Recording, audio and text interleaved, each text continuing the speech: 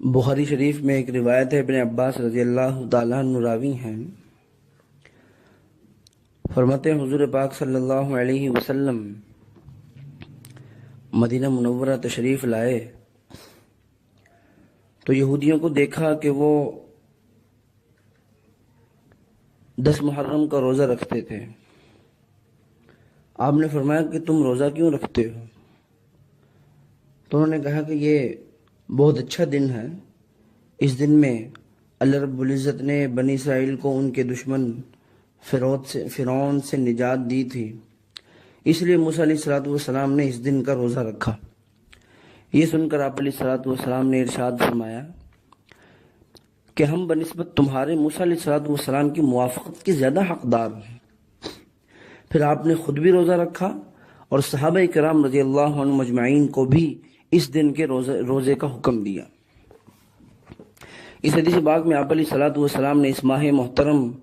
یعنی محرم الحرام کا جو بہترین عمل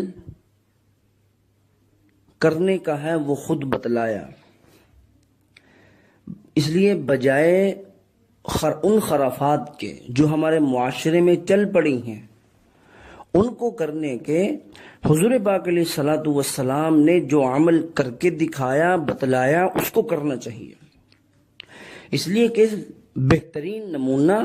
حضور پاک علیہ السلام کی ذات مبارکہ ہے ہمارے واسطے، بہترین آئیڈیل آپ علیہ السلام کی ذات مبارکہ ہے۔ اس لیے اس مہینے میں جو کرنے کا عمل ہے وہ ہے یوم عاشوراء کا روزہ۔ اور پھر حضور پاک علیہ السلام مسلسل اپنی زندگی کے اندر جب مدینہ منورہ میں تشریف لائے اس دن کا روزہ رکھا کرتے تھے، لیکن جس سال آپ علیہ السلام دنیا سے وصال فرما گئے اس سال آپ علیہ السلام نے ارشاد فرمایا کہ اگر میں آئندہ سال زندہ رہا تو ایک روزے کی بجائے ہم 2 روزے رکھیں گے۔ تو عرض کرنے کا مقصد یہ ہے کہ یہ مہینہ بہت محترم ہے، یہ کوئی سوگ کا مہینہ اور اسی طرح غم کا مہینہ نہیں ہے، اس لیے کہ شریعت نے ہمیں صرف اور صرف 3 دن سوگ منانے کی اجازت دی ہے کسی کی وفات کے اوپر۔ 3 دن سے زیادہ سوگ منانا یہ جائز نہیں ہے، شریعت مطہرہ اس بات کی اجازت نہیں دیتی ہمیں۔ اور سب سے زیادہ جس کو حکم دیا گیا کہ وہ سوگ منا سکتی ہے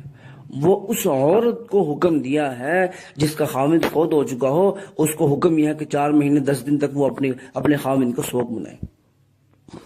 اس سے زیادہ کہیں یہ ثابت نہیں ہے کہ جو ہے نا یعنی کسی کے مرنے کے اوپر تم جو ہے نا سوگ مناؤ۔ اس لیے یہ ہمارا دین، ہماری شریعت جو حضور پاک علیہ السلام سے ہمیں ملتی ہے وہ شخصیات کے اوپر نہیں چلتی، شریعت محمدی ہے،